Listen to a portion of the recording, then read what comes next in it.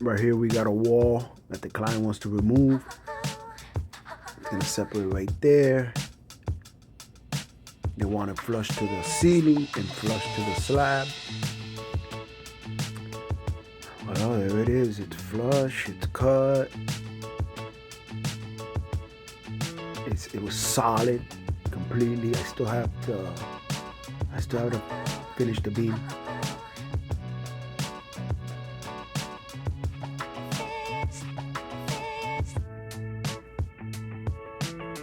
I cut it from the back side to make it flush.